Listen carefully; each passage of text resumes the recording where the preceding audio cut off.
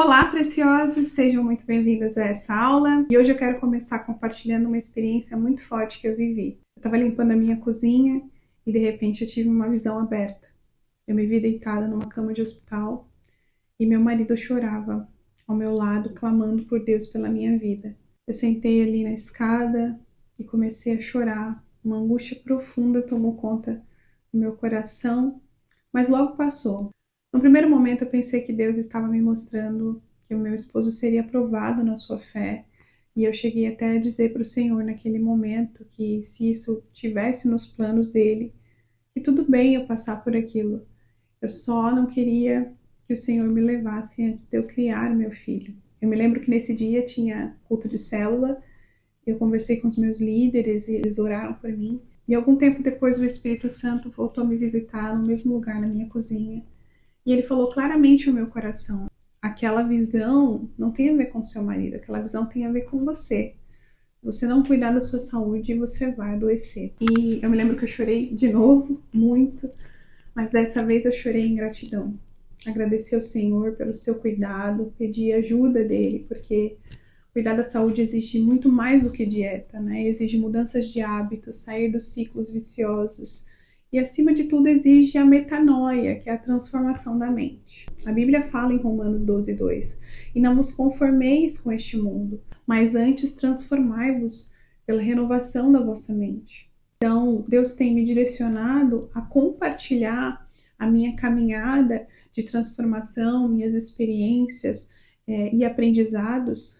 E dentro do Beleza de Esther, eu falo muito sobre isso, mas perder peso é um desafio que eu mesma ainda estou vencendo. Eu preciso ainda perder, em média, 5 quilos para chegar no peso ideal. E eu estou trabalhando duro para isso. Acho até que, por isso, o Espírito Santo me inspirou a falar sobre excesso de peso, autoimagem distorcida, porque são temas que ainda estão vivos dentro de mim. E eu estou sendo cuidada, ministrada no Senhor. E é um tema extremamente sério, né? Não apenas físico, mas emocional e espiritual. No Brasil, 62,6% das mulheres adultas têm excesso de peso, segundo o IBGE de 2019. 29,5% têm obesidade. No Vigitel de 2023, 24,8% das mulheres das capitais estão com obesidade. Segundo o Ministério da Saúde de 2023, entre mulheres de 40 e 59 anos, a obesidade chega a 26,6%. Nos Estados Unidos, 41,3% das mulheres têm obesidade. 12,1% têm obesidade severa. Isso são dados do CDC 2023. Então, esse é um problema que precisamos trazer luz. O sobrepeso e a obesidade estão ligados diretamente à ingestão de alimentos, né? Podendo ser agravados por outras questões de saúde. Inclusive, mesmo reduzindo a quantidade de comida, tem pessoas que não conseguem emagrecer, né? Elas precisam de ajuda de medicamentos. Existem casos de questões metabólicas importantes, né? Hormonais. Mas na grande maioria das vezes, a raiz do problema está no descontrole da comida. Bom, e eu era do tipo de pessoa que tudo era motivo para comer. Eu estava triste, era um docinho para alegrar. Estou feliz, né? Então vou naquela churrascaria que eu amo, né? Comer para sair de lá explodindo, porque eu estou feliz, para celebrar, né? Se está frustrada, come ali uma caixa de chocolate para compensar, né? Se vai sair, já pensa aonde que vai comer. É um vício, assim como a bebida e o cigarro. E há estudos que mostram que o açúcar ativa áreas de recompensa semelhantes às drogas, em alguns casos de forma até mais intensa. Mas a palavra do Senhor nos diz em Salmos 46:1: o Senhor é o nosso refúgio. Quando a comida é o nosso refúgio, ela está tomando o lugar de Deus. E estamos transformando algo que é tão prazeroso e sagrado em idolatria. Jesus comeu com os discípulos, então comer não é só legítimo, necessário, né, prazeroso, gera comunhão. Mas a comida não pode ter domínio sobre nós. Quem deve ter domínio sobre nós é o Espírito Santo. E quem deve ser adorado e essencial nas nossas vidas é o Senhor, e não o bolo de chocolate. Todas as coisas me são lícitas, mas eu não me deixarei dominar por nenhuma delas. Ensinamento que está lá em 1 Coríntios 6,12. Muitas vezes eu dizia, nossa, eu não vivo sem pão francês. Hoje, morando nos Estados Unidos, nem pão francês decente tem aqui. E eu continuo viva, né? A verdade é que nós só não podemos viver sem Deus. O segundo motivo pelo qual o descontrole da comida é um pecado é porque a longo prazo essa prática vai destruir o templo do Espírito Santo.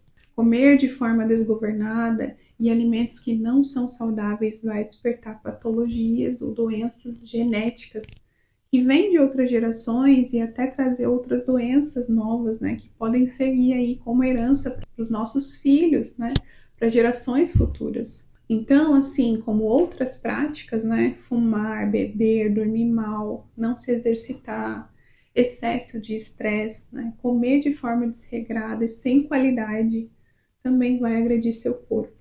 E a Bíblia diz, o corpo de vocês é templo do Espírito Santo. 1 Coríntios 6,19. Aí vem a enfermidade. E nós, como cristãos, fazemos o que nos foi ensinado, né? Clamamos ao Senhor pela cura. Mas aquela enfermidade, ela não veio do além, né? Ainda que existam casos de pessoas que estão sempre se cuidando e acabam morrendo de câncer, né? Esses casos existem, sim, mas são a exceção, né? Na grande maioria das vezes, nós somos os responsáveis pelos males que atingem o nosso corpo por causa do nosso estilo de vida. Em Oséias 4,6 vai falar que o meu povo padece por falta de conhecimento. Então hoje o Senhor está nos despertando. E eu creio que Deus vai dar grandes livramentos de enfermidades a partir desse workshop para mulheres que serão despertadas a cuidar do seu templo. Mas eu tenho que dizer que eu sei o quanto é difícil apenas parar de comer. Eu, como tantas mulheres, sofrem de compulsão alimentar, que é o comer grandes quantidades de comida rapidamente, mesmo sem fome, e essas crises elas vêm seguidas de culpa e desconforto. Então foram anos chorando aos pés do Senhor pela cura da compulsão alimentar, porque no fundo eu sabia que eu estava fazendo mal para mim e pecando contra Deus. Mas existem situações que Deus vai curar como Ele me curou do vício do cigarro. Não sobrou nenhum vestígio. Eu não sinto vontade, recaída, nada. Mas existem outras situações que Deus nos ensina a vencer dia após dia pela dependência do Espírito Santo. Em Filipenses 4,13 vai dizer que tudo posso naquele que me fortalece. Certa vez o Senhor me pediu um jejum de 3 dias. Quem tem compulsão alimentar sabe o que isso significa, né? Mas Deus, quando Ele pede, Ele também te encoraja e te sustenta. E eu fiz esse jejum de 3 dias, só na água e no chá. Foi uma experiência incrível, né? E eu passei a aderir o jejum como prática espiritual. Então, quando eu percebo que eu estou um pouco vulnerável, eu corro para o jejum, para a oração, porque é em Deus que nós encontramos força. E sim, houve dias que eu não consegui resistir à comida, mas o Senhor, Ele conhece as nossas fraquezas, né? Quanto mais fundo nós vamos nele, mais curadas somos, mais fortalecidas somos e mais capacidade recebemos para romper nossos limites. Então agora eu quero orar sobre isso. Te convido a fechar os teus olhos. Senhor, nós apresentamos a Ti o nosso corpo, nossa mente, nossos hábitos. Pedimos que o Teu Espírito Santo traga à luz ao que está em desordem dentro de nós. Quebra, Senhor, ciclos de vícios, compulsões e fugas emocionais. Restaura o nosso relacionamento com a comida e nos devolve o domínio próprio. Senhor, que cada mulher aqui seja despertada a honrar o templo do Espírito Santo e viver com saúde, equilíbrio e alegria. Dai-nos força, Senhor, aonde somos fracas, coragem onde temos medo, em nome de Jesus. Amém. Eu queria propor 5 passos para a gente fazer nas próximas 24 horas, com um tempo de autoanálise e de consciência. Então, durante esse período de 24 horas, a contar do final do workshop, anote todas as vezes que você sentir vontade de comer e identifique o motivo. Se é fome real, se é tédio, se é tristeza, se se é ansiedade ou se é costume. Você vai conseguir perceber se você está comendo muito e por quais motivos.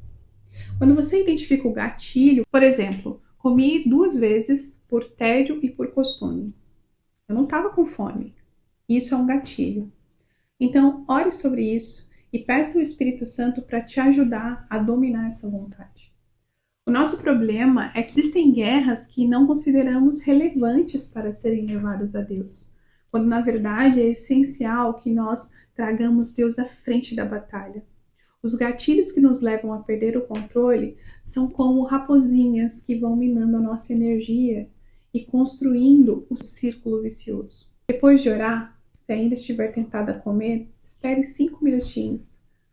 Tome um copo de água, respire fundo, recite um versículo bíblico. E por fim, quando a crise passar, registre como se sentiu. Eu tenho certeza que isso vai gerar um grande testemunho. Em um segundo momento, pense em trazer o jejum para sua rotina espiritual. Comece com algum alimento que você sente que tem se tornado um ídolo, né? Pode ser um chocolate, pode ser um pão, né? Ou aquele docinho ali depois do almoço. Depois você tenta entregar uma refeição. Há lutas que nós só venceremos com jejum e oração. Amanhã continuaremos com esse tema, mas vamos aprofundar um pouco mais sobre sobrepeso e o impacto nas nossas emoções. Então, já sabe, né? Estou te esperando amanhã. Mas antes, deixa eu te perguntar, você já mandou a aula de ontem para aquela amiga, aquela irmã especial? Já convidou ela para entrar no grupo?